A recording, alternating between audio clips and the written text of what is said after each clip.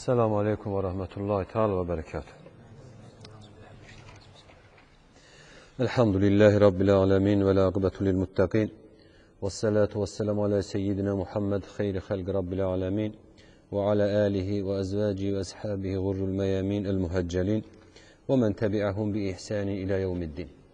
Allahümme ahricna min zulumatil vehm ve akrimna bi nuril fehm ve aftah aleyna bi ma'rifetil ilmi ve sehhil ahlâgana bil hilm. وَاجْعَلْنَا مِمَّنْ يَسْتَمِعُونَ الْقَوْلَ فَيَتَّبِعُونَ أَحْسَنَهُ اللهم لا سهل إلا ما جعلته سهلا وإن شئت جعلت حزن سهلا بقدرتك يا أرحم الراحمين اللهم أرنا الحق حقا وارزقنا اتباعه وأرنا الباطل باطلا وارزقنا اجتنابه اللهم ربي اشرح لي صدري ويسر لي أمري واحلل عقدة من لساني يفقهوا قولي أما بعد Əzlər Allahın rəhməti, lütfü üzərimizdedir elhamdülillah. Əqaid-ü Tahaviyyə risaləsini oxumağa davam edirik. Dərsə başlamazdan əvvəl kimin sualı varsa qardaşlardan eşidirəm. Hocam, müsəlman sahabələrlə bağlı ən güzel davranışınız olmalı. Onu bugün danışacağıq. Hocam, küfr ettiğinden xəbəri olmayan bir müsəlmanı kəlmə-i şəhadət davam etdirdiyi müddətdə müsəlman sana müəmin edir. Etdiyi qulluğuna, masluğu olunca onu yazılar nəsə var. Bir müsəlman özü də bilmədən küfr eləyir. Amma bunun yanında kəlmə-i şəhadət də söylüyür. Bəli, bu müsəlmanın halı qazı məsələ, yəni qazı yanında bu müsəlman xəbərdar olunur.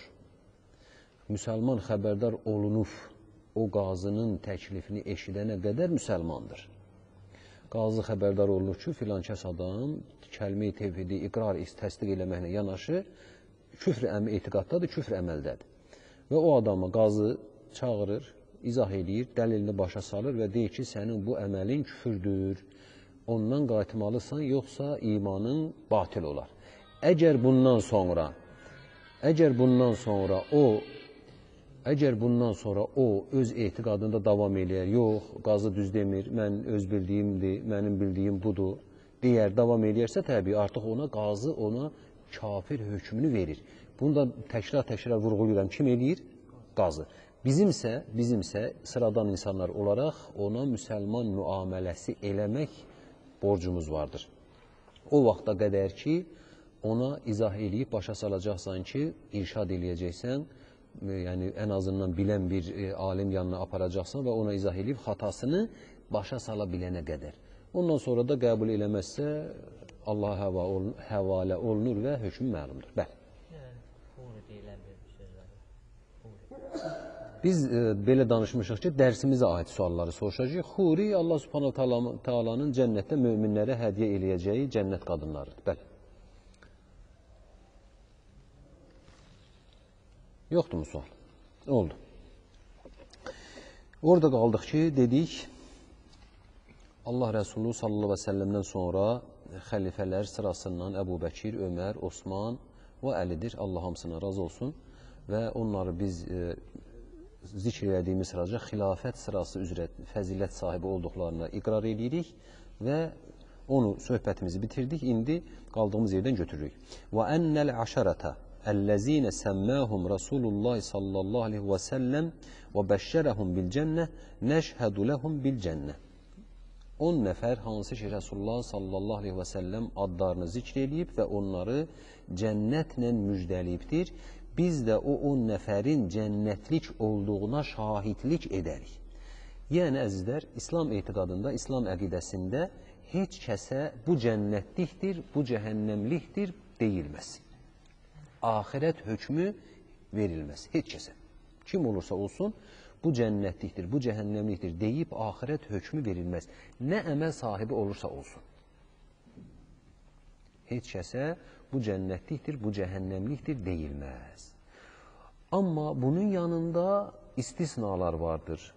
Nədir o istisnalar? O istisnalar dəlilindən Quran və səhih sünnə və mütəvatir sünnə vasitəsilə bizə gəlib çatmış xüsusi şəxslərin haqqında olan etiqadımızdır. Bu xüsusi şəxslər ümumi qaydadan kənar tutulur. O xüsusi şəxslərin önündə cənnətlə müjdələnmiş 10 səhabə gəlir. Bu 10 səhabələr bunlardır ki, biz onların, indi adlarını da xatırladacağım, onların cənnətlik olduğunu söylüyor və ona elə inanırıq. Bizim inanmız, etiqadımız budur ki, bu 10 səhabə cənnətə gedəcəkdir. Bu 10 səhabə cəhənnəmə getməyəcəkdir. Etiqadımız budur. Kimdir bunlar? Alə mə şəhidə ləhum Rasulullah sallallahu aleyhi və səlləm və qovluhul haqq. Biz bu şeyləri ona görə, yəni bu 10 nəfərin haqqında onların cənnətlik olduğunu, cəhənnəmə getməyəcəklərini etiqad olaraq, əqidə olaraq qəbul eləməyimizin əsası Rasulullah sallallahu aleyhi və səlləmin buna şahidlik eləməsidir.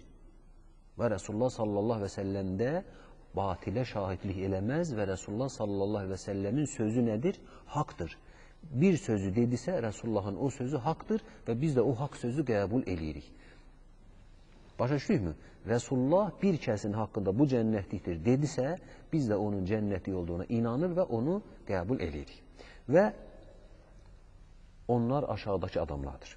Və hum Əbu Bəkir, Ömər, Osman, Ali, Talha, Zübeyir, Sa'd, Sa'id, Abdurrahman ibn Avf və Əbu Ubeydə ibn Cərrah. Və huvə əminu hədil ümmə radiyallahu anhum əcməin. Bu saydığım 10 nəfər şəxs Resulullah sallallahu aleyhi və səlləm tərəfindən cənnətlə müjdələnmiş şəxslərdəndir. Bu 10 əsasdır. Bunlar sırasıyla cənnətlə müjdələnmiş şəxslərdir. Birincisi Həzrəti Əbu Bəkirdir. Baxın, qardaşımız sual eləyir. Bizim səhabəyə qarşı etiqadımız necə olmalıdır? Bizim səhabəyə qarşı davranışımız necə olmalıdır? Ümumi olaraq. Bunu keçən dərsimizdə dedik. İzah elədik ki, bizim ümumi olaraq etiqadımız budur ki, səhabənin hamısı nədir? Haqqında güldən başqa bir söz demirik. Səhabəlik mövqeyinə. İzah edim bunu keçən dərsimizdə. Səhabəlik mövqeyi var. Bir var səhabəlik mövqeyi, bir də var fərd olaraq səhabə. Belə izah edeyim. Bir var tələbələr, bir də var tələbə.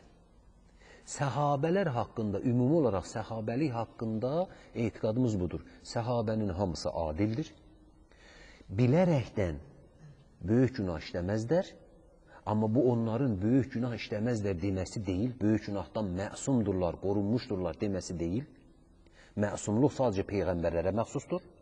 Səhabələr də böyük günah eləyə bilər, təbiətdədirlər. Amma onların tərbiyəsi, əxlaqı, böyük səhabələr, hansı ki, öndə gələn səhabələr, buna nədir? Qadağandır. Səhabələrin ümumi olaraq tərifidir bu. Amma fərd olaraq səhabədən də böyük günah eləyə bilən nədir? Vardır, ola bilər. Səhabələrdən böyük günah eləyib daşqalaq olanlar olur. Elə də elədir. Bu səhabəlik mövqeyinə xələl gətirməz. Niyə? Çünki onlar adi insanlardır, məsum deyirlər. Niyə mən bunu xatırladıram? Xatırlatmamın səbəbi odur ki, bir fərdin elədiyi günaha görə səhabəlik məqamına münasibət dəyişməz. Hər necə olursa olsun. Səhabəlik məqamı hörmətlidir və biz səhabələr haqqında güldən artıq bir söz demərik. Ən azından ona görə ki, dedik ki, qardaşım, bizim o insanların Resulullah sallallahu aleyhi və səlləmin məclisində oturan insanlar olması qədər üzərlərində üzerimizdə haqları vardır. Və onların o fəzilətini biz nədir? Tapdalamamalıyıq. Onların ikisinin bir-birinin arasında baş verən şeylərə də nədir? Biz qarışmırıq. Biz ona dilimizi qoruyuruq. Və onların önündə gələni Əbu Bəkirdir dedik. Resulullah sallallahu aleyhi ve sellem Əbu Bəkiri cənnətlə müjdəliyib. Əbu Bəkir fil cənnə. Və bu cənnətlə müjdələməzlər. İnşallah o hədisi xatırladacağım mən. Xüsusi bir hədisi varkən başqa hədislərlə də nədir? Bu hədislər bir-birini gücləndirir. Məsələn, hədisin əsası olan rəvayətdə belə deyilir. Resulullah sallallahu aleyhi ve sellem buyurur ki, Əbu Bəkir fil cənnə, Ömər fil cənnə, Osman fil cənnə, Ali fil cənnə, Talha fil cənnə, Zübeyir fil cənnə, Sa'd fil cənnə, Sa'id fil cənnə və Abdurrahman fil cənnə və Əbu Ubeydə ibn Cərrah fil cənnə. Hədisin ifadəsi budur. Bir adı deyir. Əbu Bəkir cənnətdədir, Ömər cənnətdədir, Osman cənnətdədir, Əli cənnətdədir, Talha cənnətdədir, Zübeyir cənnətdədir deyə 10 nəfərin adını da çəkir. Bu əsas hədisdir. Bu hədisin yanında başqa bir hədis. Yenə İmam Buxari rəvayət edir hədis-i şərifi Əbu Hüreyrədən. Deyir ki, bir gün Rasulullah sallallahu əleyhi və səlləm bir bağa çeşib oturub, mən də deyir, getdim Rasulullahın yanında oturdum. Və deyir, bağa gəlmək istədilər deyir. Və Rasulullah sallallahu əleyhi və səlləm dedi ki, gələni cənnətlə müjdələ. Bilirsiniz bu hədisləri. Gələni cənnətlə müjdələ. Getdim deyir, baxdım ki, Əbu Bəkirdir. Ya Əbu Bəkir, cənnətlə müjdələndin, gözün aydın, cənnətliysən. Keç, gəldi. Gələni cənnətlə müjdələn. Ömər gəldi. Gələni cənnətlə müjdələn. Osman gəldi. Bu şəkildə gələni Əli gəldi. Bu kimi müxtəlif yerlərdə də bu səhabələrin cənnətlik olması barəsində tək-tək hədislər var əzizlər. Sadəcə bu 10 nəfər səhabənin, cənnətlə müjdələnmiş 10 nəfər səhabənin adının bu 10-nun bir yerdə çəkilməsi o xatırlatdığım hədisə görədir. Onu Resulullah sallallahu aleyhi ve sellem qatarından sıra-sıra sayır ki, filan kəs cənnət, filan kəs cənnət. Bunun yanında digər sahabələr də var, inşallah gələcək. İkincisi, dedik Həzrət Ömərdir. Həzrət Öməri, Həzrət Əbu Bəkiri tanıtmağa ehtiyac yoxdur. Üçüncüsü Həzrət Osmandır, tanıtmağa ehtiyac yoxdur. Dördüncüsü Həzrət Əlidir, tanıtmağa ehtiyac yoxdur. Beşincisi Təlhadır. Təlha İbni Ubeydullah. Təlha İbni Ubeydullah. Məkkəlidir, mühacirdəndir, ilk iman eləyənlərdəndir. Zübeyir İbni Avvam, növbəti səhabəmiz Zübeyir İbni Avvam. Məkkəlidir, mühacirlərdəndir, ilk iman eləyənlərdəndir, Resulullah sallallahu aleyhi və səlləmin bibisinin oğludur. Həzrət Əlinin bibisinin oğludur. Və Səad. Səad ibn Əbi Vaqqas. Məkkəlidir, mühacirdəndir, ilk iman eləyənlərdəndir. Səid ibn Zeyd. Səid ibn Zeyd əzlər, o da Məkkəlidir. O da mühacirlərdəndir. O da ilk iman eləyənlərdəndir. Onun atası Zeyd ibn Əmr deyilənsə adam, İbrahim əleyhissalamın hənif dini üzrə qaldığını, olduğunu söyləyən sonuncu adamdır. Səid ibn Zeydin atası. İbrahim əleyhissalamın şəriəti üzrə olduğunu deyən, söyləyən sonuncu adamdır. Bunlar 3 nəfər idilər. Varaqa ibn Nufəl, Səid ibn Zeyd, üçüncünün adını mən unutmuşam. Bu 3 nəfər öz qəbilələrinin, Məkkə əhalisinin şirkin içində, dərinliyində, bataqlığında olduğunu və belə bir ilah, belə bir əqidə, belə bir din olmaz, bir belə ilah olmaz, bu sayda ilah olmaz, bu sayda batil təfəkkür olmaz deyib, öz əqidədaşları, yəni o öz qəbilələrinin imanından etiraz elədilər. Və dedilər ki, biz gedib haqq dini axtaracaq, öz babamız İbrahimin dinini tapacaq və yaxud haqq dini tapacaq. Bunlar getdilər, gəzdilər, o adını unutduğum yoldaşları öldü. Varaqa ibn Nufəl nəsraniliyi qəbul elədi. Səid ibn Əmr dediyimiz bu, Zeyd ibn Əmr dediyimiz. Zeyd ibn Əmr dediyimiz bu adam gəzdi, bütün hər yeri gəzdi, Yahudilərlə oturdurdu, söhbət elədi, Xristiyanlarla oturdurdu, söhbət elədi. Heç birini qəbul eləmədi. Deyildi, bu hənif dini belə ola bilməz. Niyə? Çünki təhrif olunmuşdu. Və o gəldi, dedi ki, mən öz babam İbrahimin dini üzərindəyəm. Və bu şəkildə şirk eləmədi heç, yəni bütdən hamısından əl çəkdi. Öz düşüncəsi tərzindən Kəbəni təvaf eləyərdi və Zeyd ibn Harisə rəvayət eləyir. Deyir ki, bir gün Resulullah sallallahu aleyhi ve səlləmə bu həmin o Zeyd ibn Amr deyilən adam kürəyiniz Kəbənin divarına söküb deyir, oturmuşdu. Kəbənin kölgəsində deyir, oturmuşdu. Və Resulullah sallallahu aleyhi ve sellem də deyir, yenə haram deyil, oradaydı deyir. Mən də oradaydım. Bilirdi, o Resulullahın azad elədiyi köləsidir Zeyd. Zeyd ibn Harisə. Bu da Zeyd ibn Əmirdir. Söhbət haqqında danışdığı. Deyir ki, Resulullah da oradaydı və cəhdilər deyir, bizə ət təklif elədilər. Resulullah da bilirsiniz, 25 yaşında Xədicə anamızdan evləndi və Xədicə anamız Zeydi ona hədiyyə elədi. Və Resulullahın hələ 20-25, olsun 26 yaş belə, bu vaxtlarda gedir söhbət. Və buna deyir, ət təklif elədilər, Resulullaha da ət gətirdilər. Resulullah deyir, əti götürəndə həmin o Zeyd ibn Əmr dedi ki, ya quləm, ey cavan oğlan, mən səni xeyirli bir insan görürəm. o bütün adına kəsilmiş əti yemə. Dedi deyir. Ondan sonra deyir Resulullah sallallahu aleyhi və səlləm bütlərin adına kəsilmiş ətdən heç yemədi. Və yenə həmin Zeyd ibn Harisə rəvat edir. Deyir ki, həmin o Zeyd ibn Əmr deyirdi ki, məndən başqa sizin aranızda İbrahimin Hənif dini üzrə olan yoxdur. Və Resulullah sallallahu aleyhi və səlləmin də Peyğəmbər olacağından hələ xəbəri yox idi. Niyə? Çünki Resulullah cavan oğlandı və Peyğəmbəri haqqında söhbət getmir. Və bunun atasının bu Hənif dini üzrə yaşamasının bərəkətindəndir ki, hər halda əzizlər, Resulullah sallallahu aleyhi və səlləmə risalət gələn kimi oğlu Səid, o Zeydin oğlu Səid, Səid ibn Zeyd demirikmi? Zeydin oğlu Səid həmən Resulullah'a iman elədi. Onu qəbul elədi, onun dinini, İslamı qəbul elədi və cənnətlə müjdələndi. Ondan sonra gəlir Abdurrahman ibn Avf. Bu da Məkkəli mühacirdir və ömrü boyu ticarətlə məşğul vəzlər və İslama elədiyi mali dəstək məşhurdur, söylənir. Və onun haqqında belə bir hədis var. Hədisi deməyimdəki məsələ budur ki, bəzən qardaşlar o hədisi oxuyur, səhv başa düşür ki, belə bir hədis gəlir rəvayətdə, deyir ki, Ayşə anamızdan rəvayət olunur ki, deyir ki, bu ümmətin cənnətə ən asta gedəni olacaq, Abdurrahman ibn Avf olacaq. Sirat üzərində iməhliyə gedəcək. Və Abdurrahman ibn Avf, Allah ondan razı olsun, o da deyir ki, doğru deyirsən ayana, doğru deyirsən. İslam yolunda xərclədiyim mal pulu belimdə ayaq üstə apara bilmərəm. Gərək oradan iməhliyə keçin. Baxın, əzizlər. Bu Abdurrahman ibn Avf'un Sırat körpüsünü iməhliyə günahı üzündən, filanı üzündən demək, getmək üçün deyildir. Bunu bildirmək üçün deyildi ki, yəni Abdurrahman ibn Avf'un işi o qədər çətin olacaq ki, sıratın üstündən iməhliyə gedəcək. Haşa, yox.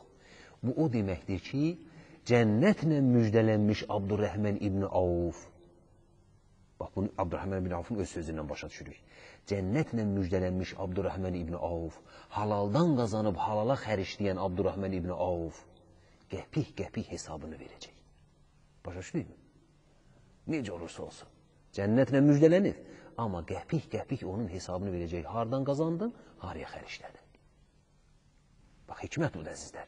Ona görə, bax, Abdurrahman ibn Avf haqqında danışılanda bu hədisi belə başa düşməyə çalışaq inşallah. Və sonuncu, Əbu Ubeydə İbnül Cərrah. Əbu Ubeydə İbnül Cərrah da, o da Məkkədəndir, mühacirdən və İslamı ilk qəbul edənlərdəndir, əzizlər. Və hətta Həzrəti Ömərin özündən də hardasa belə çox sevəcəyi bir adamdır. Niyə? Baxmayaraq ki, əzizlər, Həzrəti Ömər öndədir. Yəni, ikinci sahabədir Həzrəti Əbu Bəkirdən sonra. Amma Həzrəti Ömər Əbu Ubeydə İbn Cərrahı çox sevərdi. Səbəbi də nədir? Bir gün Resulullah sallallahu aleyhi və səlləmə Nəcrandan bir nümayəndə heyəti gəldi. Nəcrandan. Dedilər ki, ya Resulallah, bizə bir müəllim ver, bizə bir Quran öyrədəcək, aramızda İslamı öyrədəcək, namazı qıldıracaq bir adam ver. Gəlsin bizim üzərimizdə ağsaqqallıq eləsin. Resulullah sallallahu aleyhi və səlləm deyir, belə boylanır. Bilirsiniz, əzizlər, Nəcranlılar öz dinlərində qalmağı tərcih elədilər ilk öncə. Xristiyan idilər. Və Resulullahla müqavilə bağladılar, zimməti qəbul elədilər və Resulullahın idarəsinə tabi oldular. Ona görə də Resulullahdan bir nümayəndə istədilər öz aralarında. Dində qalan dində qalacaq, qalmayan təbii İslamı qəbul edəcək. Resulullah, bunu Həzrəti Ömər rəvayət edir. Resulullah sallallahu aleyhi ve sellem deyir, belə səhabənin arası sağa sola boylanır. Və Həzrəti Ömər deyir ki, o günü istədiyim qədər vali olmağa, vəzifə sahibi olmağa, o günü istədiyimdən çox heç vaxt istəyim olmayıb. Elə belə boynumu uzattım ki, bir Resulullah məni görsün. Resulullah məni görsün, məni göndərsin. Boynumu deyir, qabağa verdim, Resulullah məni görsün, məni göndərsin. Resulullah deyir, belə boylandı, Əbu Ubeydə İbn Cərrahı gördü. Dedi, gəl ya Əbu Ubeydə gəldi, Əbu Ubeydəni çağırdı. Dedi ki, mən bunu sizin üzərinizə vali təyin edirəm. Həzə əmini həzihil ümmə. Bu ümmətin əminidir. Yəni, bu ümmətin etibarlısıdır. Bu ümmətin güvənilənidir. Bu ümmətin ən etibarlı adamıdır. Bilirik, Həzrət Ömər Faruqdur. Əbu Bəkir Sıddıqdır. Osman Zinnureyndir. Həzrət Əli Kərramallah vəcəh Heydərdir. Həzrəti Xalid ibn Vəlid Seyfullahdır. Əziz qardaşlar, Rəsulun Əmin. Kimin ləqəbidir? Resulullahın ləqəbidirmi? Muhammedul Əmin. Öz ləqəbini Əbu Ubeydə ibn Cərraha verir Resulullah. Bu, hər kəsə nəsib olacaq xoşbəxtlik deyil, qardaşlar. Və Həzrət Ömərin dövründə Şama vali göndərdi Həzrət Ömər və orada da dünyasını dəyişdəzlər. Bu 10 nəfər cənnətlə müjdələnmiş səhabələrdir. Bunlardan başqa da cənnətlə müjdələnmiş səhabələr vardır. Abdullah ibn Abbas onlardandır, Abdullah ibn Məsud onlardandır, Əbu Zərul Ğifari onlardandır, Salman Farisi onlardandır və digər səhabələr haqqında Resulullah tək-tək cənnətlə müjdələnmə müjdəsi veribdir. Amma bu onun fəziləti, əzizlər, İslamda göstərdikləri xüsusi xidmətə görədir. Və buradan bir şeyi unutmaq olmaz. Baxın, qardaşlar, bu şeylərə getməyin siz. Nədir o şeylər? Baxarsan ki, bəzən səhifən qardaşlarımızdan kimsə Əbu Ubeydə və Təlha və Zübeyri bəyənməzdəklərdən gəlir.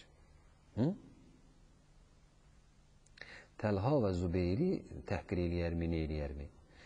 Əbədən İslamın gözəlliyi oradadır, qardaşlar. Təhqirdən cavab vermək olmaz. Dəlil hardadır? Dəlil Quran-ı Kərimdədir.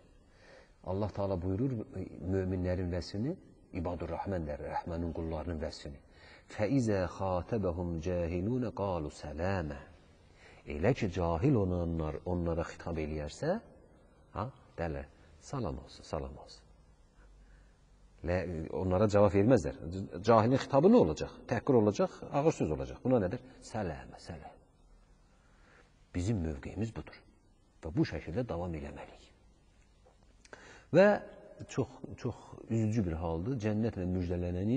Cənnətlə müjdələnən səhabənin 5-i, yarısı hesabda yoxdur. Əbu Bəkir, Ömər, Osman, Təlha, Zübeyir. Bunlar Resulullah'a xəyanət eləməkdə, Resulullah'ın nəbrinə bu kimi ucuz söhbətlərə getmək olmaz. Bu kimi söhbət bir yerdə açıldı mı, oradan qaçın. Orada dayanıb nəyisə sübut eləməyə heç vaxt yönəlməyin. Niyə? Çünki əgər nəyisə sübut eləməyə çalışarkən, nəyisə təsdiq eləməyə çalışarkən, qaş qayrarkən göz çıxartmamız daha çox nədir? Mümkündür. İşi əhlinə həvalə eləmək ən yaxşıdır. Ondan sonra yəni İmam Tahavi buyurur. وَمَنْ أَحْسَنَ الْقَوْلَ فِي أَصْحَابِ رَسُولِ اللّٰهِ صَلَّى اللّٰهِ وَسَلَّمْ وَأَزْوَاجِهِ الطَّاهِرَاتِ مِنْ كُلِّ دَنَسٍ وَذُرِّيَّاتِ الْمُقَدَّسِينَ مِنْ كُلِّ رِجِسٍ فَقَدْ بَرِئَ مِنَ النِّفَاقِ. Baxın əzlər, əhl-i sünnətin mövqeyi budur. İmam Tahavi deyir ki, وَمَنْ أَحْسَنَ الْقَوْلَ فِي أَصْحَابِ رَسُولِ اللّٰهِ صَلَّى اللّٰهِ عَلَيْهِ وَسَلَّمْ. Kim Resulullah sallallahu aleyhi və səlləmin əshabı haqqında sözünü gözəlləşdirərsə, yaxşılaşdır. Mən əhsənə qovlən. Allah Salatı kitabı nədir? وَمَنْ أَحْسَنَ قَوْلًا مِمَّنْ دَعَا إِلَى اللّٰهِ. Allaha çağırandan daha gözəl sözlü kim ola bilər? Əhsənəl qovl bu deməkdir, yəni daha gözəl söz. Səhabə, Resulullahın sallallahu və səlləmin əshabı haqqında gözəl söz danışan və əzvaci tahirat min kulli dənəsin və Resulullah sallallahu və səlləmin pak xanımlarını, pak zövcələrini ən kiçicik, xoşa gəlməz ifadədən təmizləmək, onların haqqında xoşa gəlməz ifadələr söyləməmək və zurriyyətihi əl-müqəddəsin min kulli ricis və Resulullah sallallahu aleyhi ve sellemin təmiz, pak zürriyyətləri haqqında kim gözəl söz söyləyər və onlar haqqında gözəldən başqa, yaxşıdan başqa bir söz deməzsə, nə olar? Baxın, çox önəmlidir. Fəqat bəriə minən nifaq. Münafiqlikdən bəraət qazanmış olar. Münafiqlikdən bəraət qazanmış olar əzlər. Münafiqliyin əlaməti nədir? Resulullahın hesabına söymək. Resulullahın xanımları haqqında böyük kiçik danışmaq. Bunun yanında Resulullah sallallahu aleyhi ve sellemin zürriyyəti haqqında böyük kiçik danışmaq, ileri geri danışmaq. Bunlar nifaqın əlamətidir. Kimdir Resulullahın hesabı? Saydıq və digər səhabələr. Xanımları kimdir? Xədicə anamız, Ayşə anamız, Sevda anamız, Zeynəb anamız, Ummu Həbib anamız, Səfiyyə anamız, Mariya anamız, Ummu Sələmə anamız və bu xanımların hamısı Resulullah sallallahu aleyhi ve sellemin pak xanımlarıdır. Onlar müminlərin anasıdır. Bunu Quran-ı Kerim deyir. Resulullahın xanımları müminlərin anasıdır. Müminin anası demək nə deməkdir? Sənin mənim anam deməkdir. Sənin mənim anam deməkdir. Niyə? Çünki Allah subhanahu ta'ala deyir və əzvacuhu umməhatuhum müminlər, Resulullahın xanımları müminlərin anasıdır. Ona görə də bu xanımlar haqqında doğrudur bizim süd anamız olmasa da bizim nə? İtiqad anamız, yəni düşüncə anamızdır. Allah subhanahu ta'ala onları bizim süd anamız kimi, biyoloji anamız olduğu kimi bizim nədir? Anamız hökmünü verdi onlara. Ona görə də onların haqqında irəli geri danışmaq olmaz. Və əzizlər, bir şeyi unutmuyor. Bu kimi mövzulara yol açmaq da olmaz, səbəb olmaq da olmaz. Baxın, mən ömrü boyu bir şeyin peşmançılığını çəkirəm, indi də çəkirəm, ömrü boyu da Allah məni bağışlasın o şeyə görə. Siz kimi cavan tələbə olanda, mən Həzrəti Əbu Bəkir və Həzrəti Ömər haqqında bir sual soruşdum. Və qarşılıqda çox, Allah qorusun, çox ağır bir söz eşitdim. Bu gündə mən özümü qınayıram ki, mən o sözü soruşmasam, o sözü eşitmişiydim. Ona görə qardaşlar, cavan oğlanlar, cavan uşaqlarsınız, cavan adamlarsınız. Bir şeyi unutmuyor. Bu sizin gücünüzdə deyil bu kimi məsələləri çözmək. Bu məsələlər çözülməyəcək. Bu ümmətin imtihanıdır. Bu ümmətin sınağıdır. Bu məsələləri çözməyə çalışan məğlub düşər. Xeyr, o şeyi çözə bilməz. Niyə? Çünki çözülmədi. Ona görə də nədir? Zərərə düşər. Özünü zərərə salar. İtiqadını düzəlt. Bunu internet səhifəsində, qardaşım, nə bilim, orada, burada, o köşədə, bu köşədə söhbət mövzusuna çevirməyin. Ən azından ora görə ki, Resulullahın əshabı, Resulullahın ailəsi, Resulullahın zürriyyəti internet köşəsinin və yaxud orada, burada, o köşədə, bu köşədə olacaq söhbətlərin mövzusu deyil. Onlar o söhbətin mövzusu sahibi adamlar deyil. Onlar uca adamlardır. Onların hörməti vardır. Bələzlər. Və ikinci bir əsas önəmli nöqtə. Və uləməu əs-sələfi minəs-sabiqin. Günümüzün ən böyük fitnələrindəndir. Və uləməus-sələfi minəs-sabiqin. Ümmətimizin keçmiş alimləri. Bugün sələf alimi deyirlər ha. Sələf deyirlər ha.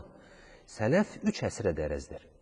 Resulullah sallallahu aleyhi ve sellem deyir ki, xeyrül qurun qarni, thumməl-ləzinə yəlunəhum, thumməl-ləzinə yəlunəhum.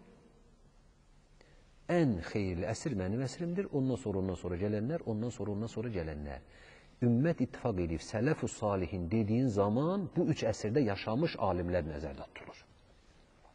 Və ondan sonra gələnlərdə bizim sələfimizdir. Yəni, hər öncəki nəsil, özündən sonraki nəslin sələfidir. Amma sələf dediyimiz zaman, sələfin xeyirli alimləri dediyimiz zaman, xüsusi 3 əsrə, hicrətin 3 əsrinə aid olur. Bunlar haqqında mövqemiz nə olacaq? Baxın, əzizlər, baxın. Allah bunlara rəhmət eləsin. Onlar bilib nə yazıb kitablarına. وَمَنْ بَعْدَهُمْ مِنَ التَّابِعِينَ أَهْلَ الْخَيْرِ وَالْأَثَرِ. Sələf alimləri, 3 əsrin alimi, ondan sonra da onların yolunla gedib xeyir və əsər, yəni iz, sünnət, əsər, buna dər əsər. xeyir və sünnət yolunda gedənlər. Yəni, o ümmətdən gələni götürüb aparanlar, o alimlərdən gələni götürüb aparanlar. Bu alimlərin hamısı haqqında mövqeyimiz nədir? Və əhlil fiqh və nazar. Fiqh və nəzər əhli, dində söz sahibi, yəni alimlər haqqında. Lə yudkərunə illə bil cəmil. Lə yudkərunə illə bil cəmil. Bu alimlər haqqında gözəldən başqa bir söz demək olmaz. Əqidəmizdir, etiqadımızdır, düşüncə tərzimizdir. Amma Allah qorusun, baxarsan ki, biri onu söyür, biri onu söyür. Niyə? Çünki bu söz, o alimin sözü bunun etiqadına düzdür. Bu alimin sözü onun düşüncəsinə düzdür. Bəlkə olmur. Bəlkə rast gəlmirik.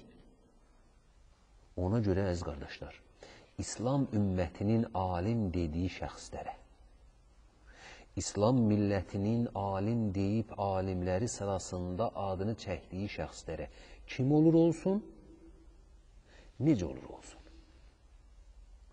Əhl-i sünnət cəmaatının arasında olan alimlərə xassətən ərəblər demiş. Gözəldən başqa bir söz demək olmaz. Necə ki, səhabə və əhl-i beyt və Resulullahın xanımları toxunulmazdı söz baxımından, alimlərimiz də o şəkildə toxunulmazdır. Amma bugün nə tapırıq? Filankəs alimlərdən idi. Filankəs, nə bilim, etiqadı səhv idi, bidətçi idi. Allah Allah. Ya qardaş, sən bu kitabı özünə etiqad eləmişsən, Əqaid-ü Tahaviyyəni.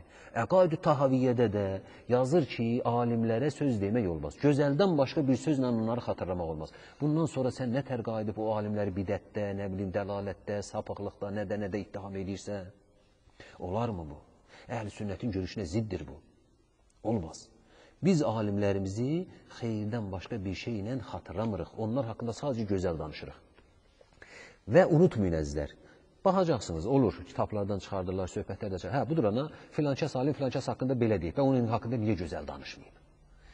Baxın əzizlər, bir tək cərh və təədil hədis elmində şəxsi keyfiyyətlərdən danışılan elmdir, cərh və təədil elmi dərlər.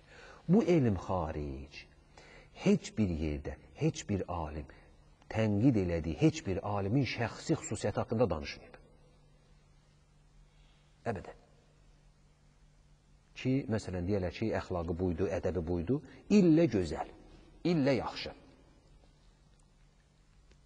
Sadəcə cərh və təədil kitablarında o zaman, bəli, müəyyən şəxslərin haqqında yalancı idi, yaddaşı pis idi, nə bilim, nə idi, deyə müəyyən bir şeylər var. Niyə? Onu da deməkləri məcbur edib ona rəzdən. Resulullahın hədisini rəvayət edir. Onun şəxsi kriteriyalarını, şəxsi xasiyyətini, xarakterini bilmədən onun danışdığı sözü qəbul eləmək problemi var idi. Ona görə onların o xüsusiyyətlərini sadəcə cərh və təədildə şəxsi qüsurları və təbii ki, müsbət tərəfləri də xatırlatdılar. Başqa vaxtı olmaz. Başqa vaxtı demək olmaz. Bizə gəlincə, biz ümumi insanlara gəlincə, alimlər haqqında heç alimlərin elmi görüşünü belə tənqid eləmək ixtiyarımız yoxdur. Alim ol, hə, ondan sonra tənqid eləyərsən. Sən nə alim deyilsən, alimi niyə tənqid eləməzsən? Nə ixtiyarla tənqid eləyirsən? Bilmədiyin şeyi bilənə necə sən onu öyrədə bilərsən? Amma təəssüflər olsun ki, bugün onu görürük. Adam biri oxuyub, yazıb, pozubdur, biri də dünən gəlibdir, deyir, yox, sən dən düzdür, mən dən düzdür. Bu şeylər əhl-i sünnətə ziddir. Bu şeyləri biz nədir? Eləmirik.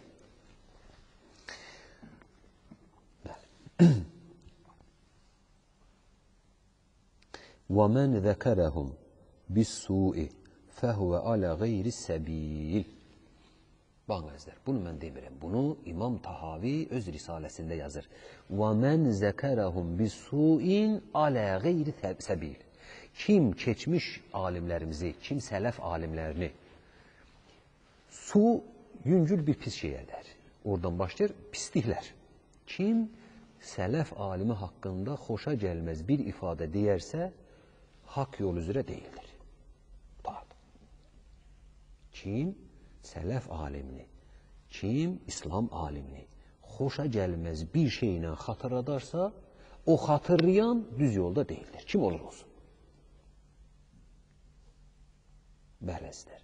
İndi baxın, Bugün gənclər, bugün namaza, ibadətə gəlmək istəyən, Allaha ibadət edib, Allaha qul olmaq istəyən gənclər və insanlar həmişə ən böyük problemdir. Bilmirəm kimə inanım, hərə bir söz deyir, hərə bir. Bax budur əzizlər, bax budur. Bax buradan götürün hesabınızı. Kim sələf üləması haqqında, kim sələf alimləri haqqında layiq olmayan bir söz deyilsə ondan qaç. Bil ki, doğru yoldadır. Mən olsam, mən əgər sələf alimi haqqında sizin qarşınıza çıxıb dərs deyirəm ha, məndən əgər o söz eşitsəniz, məndən qaçın.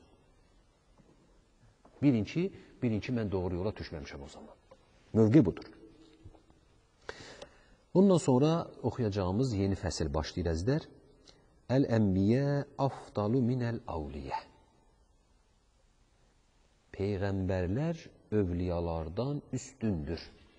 Əgər yadınızdadırsa, biz İmam Əbu Hənifənin Fıkhul Əkbərini oxuyanda övliyalar və ənbiyalar, övliyalar haqqında, ənbiya haqqında da söhbət elədik, övliya haqqında da söhbət elədik və onların kəramət haqqında, kəramət nədir, istidracı nədir, bu haqda söhbət elədik yadınızdadırsa. Dedik ki, insanlar, yəni peyğəmbərlər iki qrupdur. Rəsullar var, bir də nəbilər var.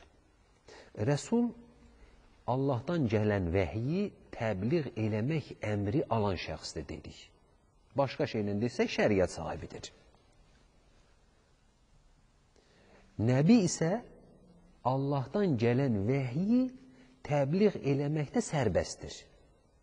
İstəsə təbliğ eləyər, istəsə eləməz. Başqa sözlə, şəriət sahibi deyildir. Buna nəyi misal çəkdik? Musa əleyhissalamı və ondan sonra gələn Bəni İsrail əleyhissalamdan Yuşa ibn Nunun adını çəkdim, səhv eləmirəmsə, Zəkəriyya əleyhissalamı, Yəhya əleyhissalamın adını çəkdim. Bunlardan ki, bunlar nəbilərdir. Amma Rəsul Musa əleyhissalamdır. Və hər bir rəsul nəbidir dedik. Amma hər bir nəbi rəsul deyil. Bunu Əbu Hənifənin Fıkhul Əkbərini oxuyanda izah elədik.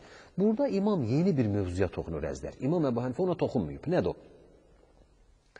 Əl-ənbiyə afdalu minəl-əvliyə. Peyğəmbərlər övliyalardan üstündür. Oxuyuruq. وَلَا نُفَضِّلُ أَحَدًا مِنَ الْأَوْلِيَا عَلَى أَحَدٍ مِنَ الْأَنْبِيَا عَلَيْهِمُ السَّلَامِ. Biz əhl-i sünnət və cəmaat olaraq etiqadımızda heç bir Allah dostunu, heç bir vəlini, heç bir peyğəmbərdən üstün tutmarıq. وَنَقُولُ və deyirik.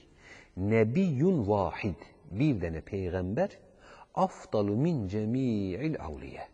Bütün övliyalardan üstündür. Bir peyğəmbər bütün övliyalardan üstündür. Nəbiyyun vahid. İndi burada övliya məsələsini izah eləməyə çalışaq sizlər. Övliya kimdir, nədir? Övliya Allahın vəliyə sevmək, dost tutmaq, yaxın tutmaq sözündəndir. Övliya İslam şəriətində Allah subhanahu və teala'nın şəriətini maksimum yaşayıb, əmirlərinə maksimum əməl eləyib, qadağanlarından maksimum qaçan insana deyərlər. Övliya budur. Hər bir insan Allahın əmirlərinə tabi olduğu qədər Allahın övliyasıdır. Hər bir müsəlman Allahın əmirlərinə tabi olduğu miqdarda Allahın övliyasıdır. Amma bilirsiniz əzizlər, yəni Peyğəmbər sallallahu əleyhi və səlləm gedəndən sonra, Resulullah aleyhissalatu vesselam'dan söhbət edir, irtihal eləyəndən sonra bildi ki, vəhiy qapısı nə oldu? Bağlandı. Ondan sonra nə gəldi? Üləmə gəldi, alimlər gəldi. Və Allah Rəsulunun bilirik, hamımızın bildiyi səhih bir hədisə nətərdir? Əl-uləmə, innəməl-uləmə vərəsətul ənbiyə. Həqiqətən də alimlər peyğəmbərlərin varisləridir. Bundan sonra əzlər insanlara dini öyrədən, şəriəti başa salan, qarşıya çıxan müşkülləri çözən insanlar kimdir? Alimlərdir. Yəni peyğəmbərin vəzifəsini, peyğəmbərlik vəzifəsini yox, irşad vəzifəsini çatdırmaq, təbliğ eləmək, başa salmaq vəzifəsini yüklənən insanlar kimdir? Alimlərdir. Musa peyğəmbərdən, İsa peyğəmbərdən, nə bilim, o birisi ulul əzim rəsullardan sonra onların dinini təbliğ eləyən kimlər var idi? Nəbilər var idi. Bunu Musa Aleyhisselam üzərində izah elədik, yenicə dedim. Musa Aleyhisselamın şəriətini kim izah eləyirdi? Ondan sonraki peyğəmbərlər. Yahya Aleyhisselam, Zekeriya Aleyhisselam, Yuşa İbn Nun dedik, adını çəkdik. Ondan sonra Daniyal Aleyhisselam var. Bunlar həm nəbi idilər, nəbi olduqlarına görə artıq Musa Aleyhisselamın şəriəti tətbiq eləmək yükü onların üzərində idi. Amma gəldi Resulullah sallallahu aleyhi ve sellemlə nübüvvət bitdi. Peyğəmbərlik möhürləndi. Artıq nəbi gəlməyəcək, irşadı kim aparacaq, insanlara dini kim öyrədəcək? Onda Resulullah təyin elədi. Əl-uləmə, alimlər. Aha, indi alimlər, yaxşı, biz niyə alimlərdən danışırıq? İndi İmam Şafii və İmam Əbu Hənifənin dediyi bir sözə qulaq asın, qardaşlar. Müştəhid alimlərdir. Bizim dəlilimiz alimlərdir. Hər ikisinə isnad olunur bu söz. İn ləm yəkunul uləməu və avliyə illəh leysə lilləhi vəli. Əgər alimlər Allahın vəlisi deyilsə, Allahın vəlisi yoxdur. Oldu mu?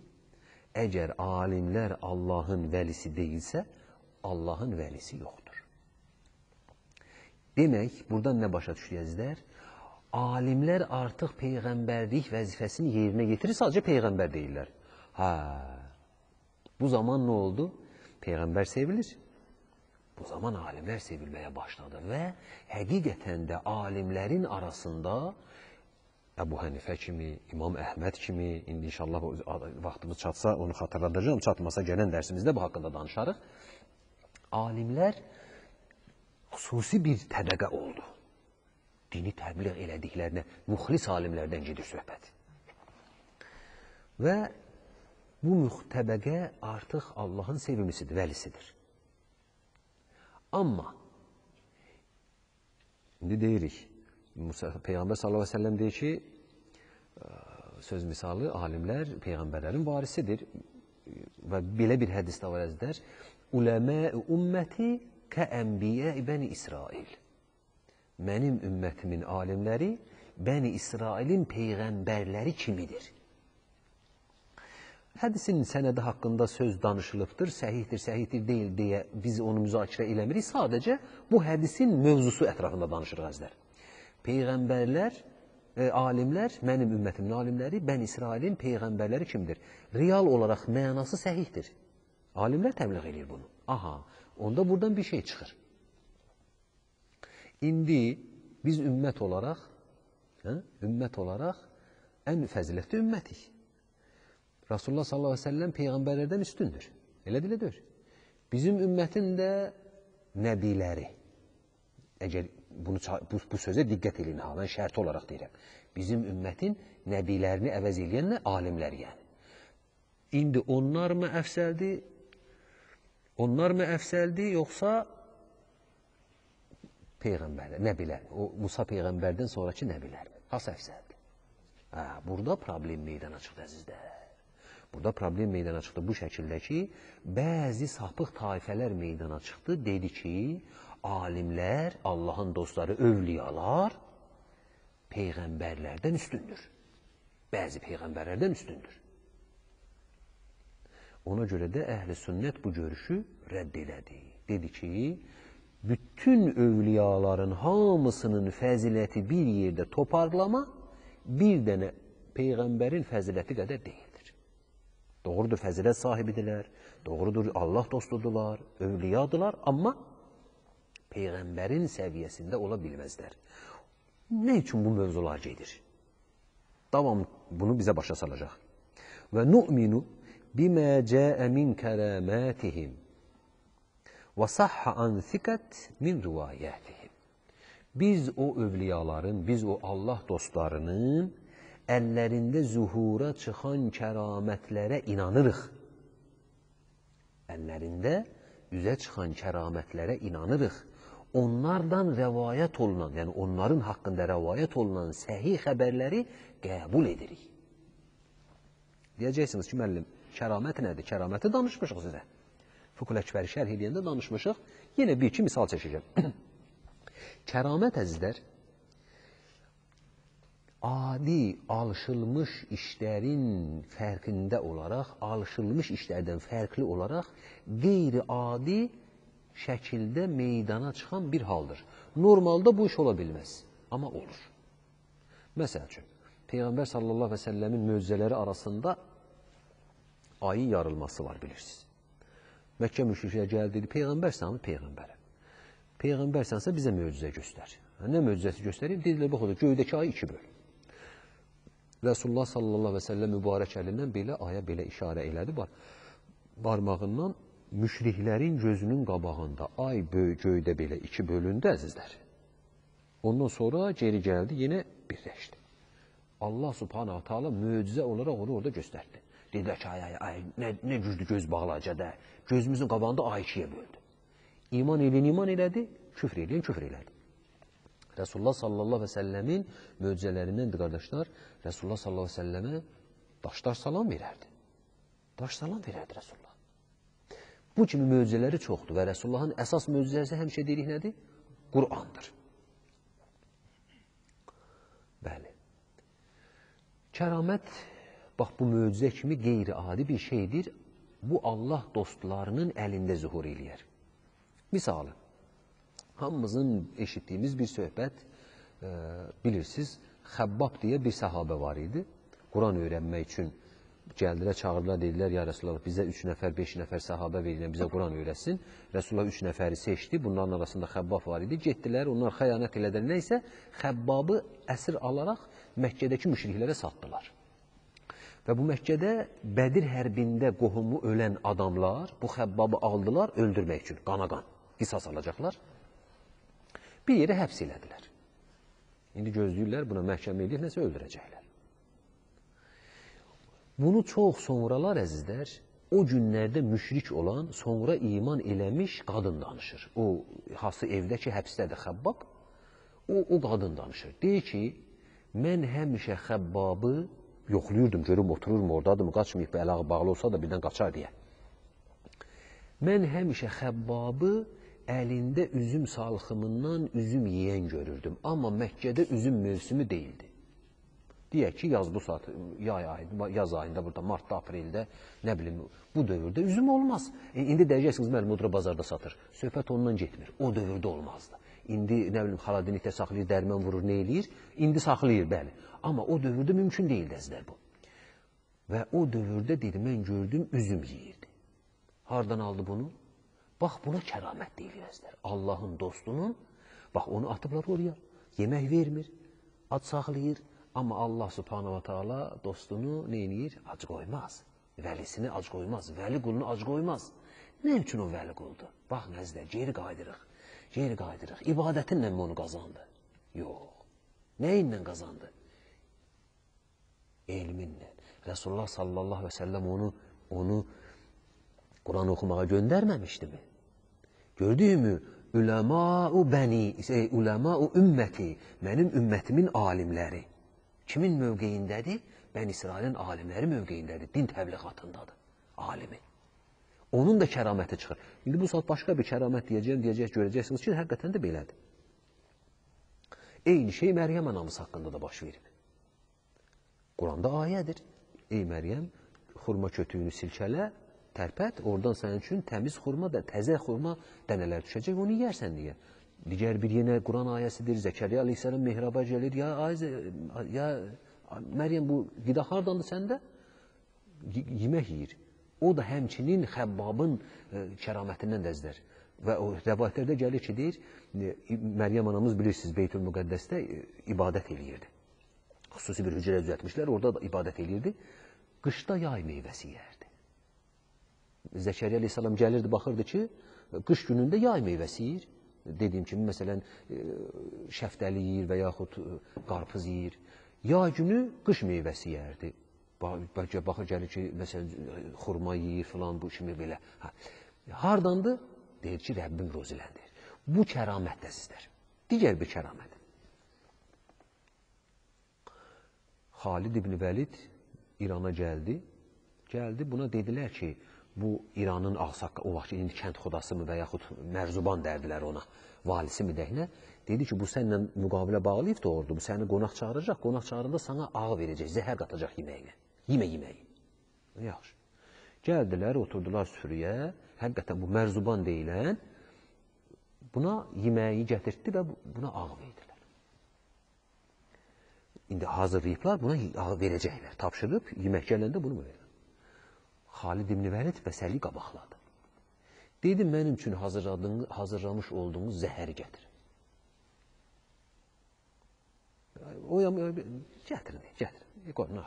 Gətirdi. Dedi, əgər mən bu zəhəri içsəm və bu məni öldürməsə iman eləyəcəksinizmi? Dedilər, eləyəcək. Və Xalid İbn Vəlid radiyallahu anh həzrləri onların gözünün qabağında Bismillah dedi, o zəhəri içdi. Xalid İbn Vəlidin dünyadan getməsi haqqında özünün rəvayətini bilirsiniz. 96 döyüşə deyib, qatıldım, budur, yatağımda ölürəm. Zəhər Xalid İbn Vəlidi öldürmədi, kəramətdir. Ondan sonra bu kimi çox danışa bilərik və alimlərin kəramətinə indi gəlir. Bu səhabələr, alimlərin kəramətindən Əhməd İbn Həmbəlin kəramətini mən sizə danışmışdım bir dəfə səhv eləmirəmsə. Bunu döyürlər. Döyəndə, belini şallaqlayanda paltarının ipi qırılır. Və dodağı tərpənir. Sonra kənardan da baxırdılar, müşahidə edirlər. Sonra deyirlər ki, ay imam, nə deyirdin o səni döyəndə nəsə dodağın tərpəndi elə bir. Sonra, döyəndən sonra təbii bu, bilinir ki, bunu bağı qırılıb belini şalvar. Deyir, şalvarın bağı qopanda, dedim, deyir, ya Rəbbi, əgər mən haqq yoldayamsa, mənim ədəb pərdəmi yırtma. Və kəramət olaraq orada qaldı. Bunun sənədində biraz danışılıbdır bu söhbətin. Amma səhih sənətindən gələn bir başqa hədis var əzlər. Yenə Əhməd İbn Həmbəl haqqında. Deyir ki, bir nəfər anası 20 il idi yataq xəstəsi idi. Əhməd İbn Həmbəlin duası müstəcəb olur, Əhməd İbn Həmbəlin duası müstəcəb olur. Buyur, gəlir Əhməd, ya imam deyir, çağırır. Ya imam, anam 20 il yataq xəstəsidir, bir dua eləyəsən, bəlkə o sağala. Deyir ki, ay oğul, mən kiməm, mən nə dua eləyəm, dua eləyəcəm, sağalacaq. Mən kiməm, mən adi bir insan, günahkar bir insan. Bu adam geri qayıdır. Bu geri qaydanda İmam Əhmədin xidmətçisi arxasınca qaçır oğlanın arxasınca ki, deyir, qorxma, narahat olma, deyir. Mən eşitdim, imam anana dua elədi. Və əzlər, oğlan gəlir qapıyı, indi evində xidmətçisi açacaq, kim açacaq, qapısını belə vurur. Anası qapısını açır. Anası qapısını açır. Və bu kimi kəramətlər ümmətdə vardır. Övliyalardan kəramət zühur eləyir. Ona görə də biz buna inanırıq ki, övliyanın kəraməti vardır, haqdır, həqiqətdir. Kəraməti inkar eləmək, iman elədiyi Peyğəmbəri inkar eləməkdir. Gələcək ona, mövzumuza gələcək inşallah, narahat olma. Kəraməti inkar eləmək, indiki iman elədiyi Peyğəmbəri inkar eləməkdir. Niyə? Kəramət möcüzə babından xariqul adə, normal, adi vəziyyətdən kənar bir şeydir. O da Allahın sevdiyi bəndəsinə verilər. Allahın o bəndəsinə verilər ki, Allahın o bəndəsi, Allahın göndərmiş olduğu Peyğəmbərin haqq dini, haqq etiqadı üzrə olsun.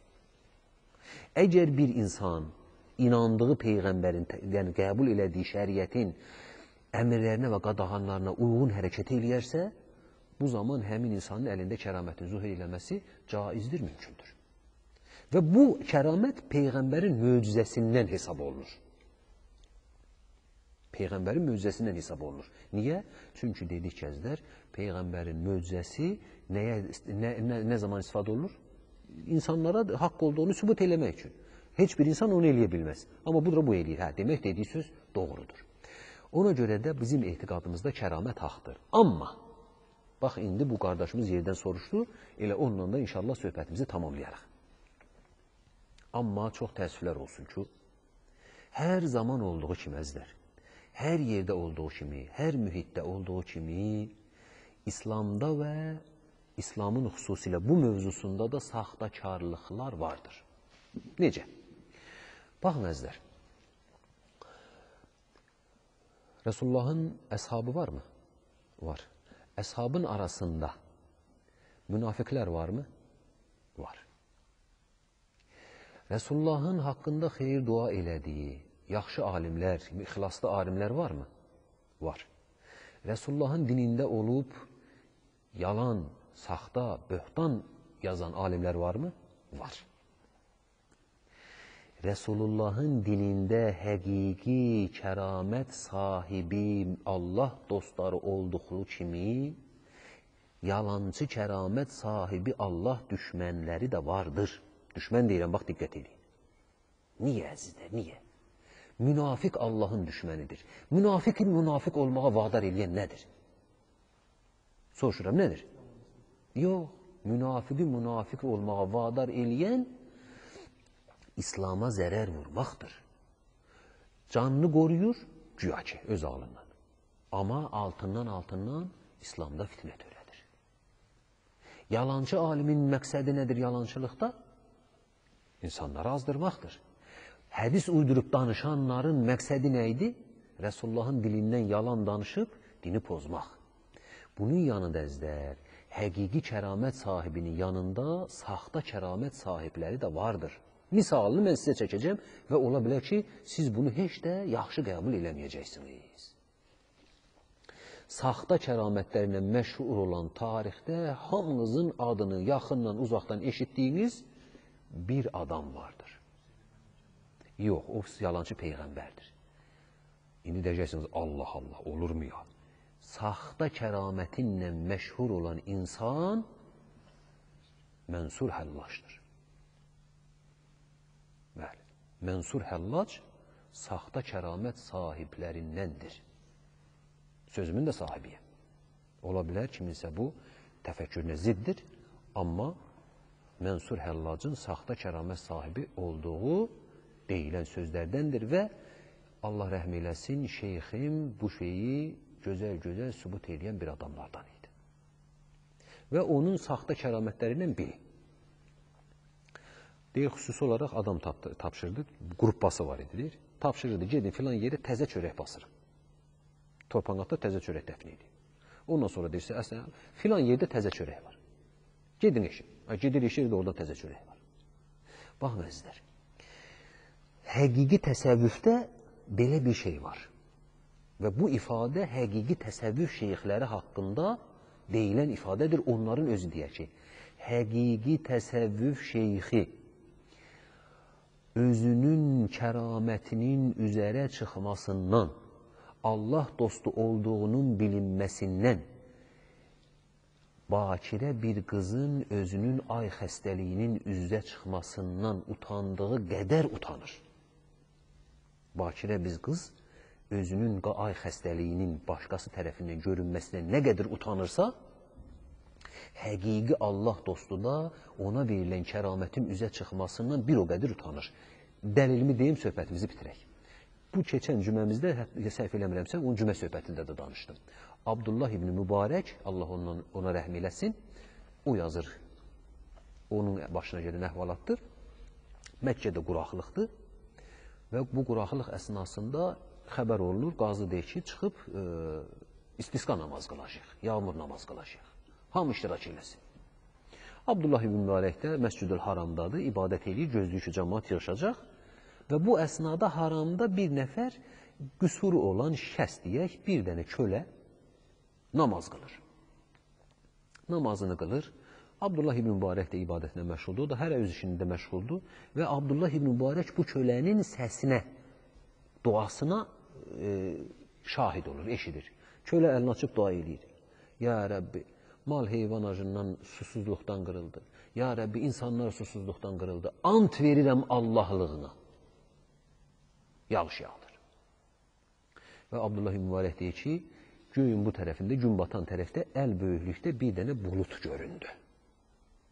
Ondan sonra deyir, bulut böyüyə, gələ, böyüdü, gəldi. Məkkənin üzünə çatanda deyir, bir yağış yağdı deyir. O bizim el arasında deyirsən, tut yağışdan çıx göyə. Və Abdullah ibn Mübarək həmin adamı başladı izləməyə. İzləyə, getdi, filan kəs evə girdi. Bunun məqsədi onun əlindən tutub, aparıb Fudeyl ibn İyaza göstərəcək. Hər ikisi alimdir, hər ikisi Allah dostudur. Abdullah Mübarək özü də Allah dostudur əzlər, özü də vəlidir, özü də kəramət sahibi vəlilərdəndir. Fudeyl ibn İyaz da kəramət sahiblərindəndir. Amma indi qulaq asın. Gəldi bunu izləyə-izləyə, baxdı ki, gəldi, girdi filan evə. Ev sahibini çağırdı. Mən dedi, istəyirəm sən o köləni mənə satasan. Vəsf elədi filan kəs köləni. Mən biraz qısa-qısa tez-tez gedirəm, vaxtımız çox getdi. İstəyirəm ki, onu mənə satasan. Çinə qaracaqsan, dedi, o xəstə adamdır filan, o elə bir Allah rızası üçün saxlayıram, iş görməz. Deyir, sənlik deyil, ver. Nəysə, bunlar danışdılar, o köləni Abdullah ibn Mübarək satın aldı əzlər. Bu əlindən tutub, indi Fudeyl ibn Yazın yanına aparır ki, sənlə məndən də danışılır, gözün oğlanlar görsün. Buna göstərəcək, ona görə aparır. Yolda dedi ayağa, məni haraya aparırsan, məni niyə aldın? Deyir, sən mənə lazımsan. Yox, dedi ayağa, onlar mənə deyəsən, mən işə yarayan, gücə yarayan bir adam deyiləm. Sən məni nə üçün aldın? Bir onu mənə deyinəm, mən bilim. Dedi, sənin o duanı eşitmişəm. Belə deyəndən sonra dedir ayağa, onlar elə burada icazə verəsən, 2 rükət namaz qılan. Nə deyir, qıl? Abdullah ibn Mübarək deyəcək mi qılma? Qıl. Namazı qıldı, deyir, əlini açdı, ya Rəbbi, buradaca mən apar, yəni öldür. Orada deyir, canını verdi. Abdullah ibn Mübarək diri olaraq onu Fudeyl ibn Yazın yanına apara bilmədi. Niyə? Çünki kəraməti müstə açılacaqdı. Kəraməti artıq bilinəcəkdi. Hamı deyəcəkdi, bax, kəramət sahibi. Kəramət sahibi də deyildimi ki, İnnən nəfsələ əmmarətun bissu. Həqiqətən də nəfs insana pis şeyləri əmr edir əzlər. Həqiqi övliya kəramət pərdəsinin yırtılmasından dediyim kimi utanar. Ona görə qardaşlar, kəramət bazarı kasat bazardır. Subhana rabbika rabbil izzati amma yasifun və salamun alel mursalin velhamdülillahi rabbil alamin. Lillahi teala'l Fatiha.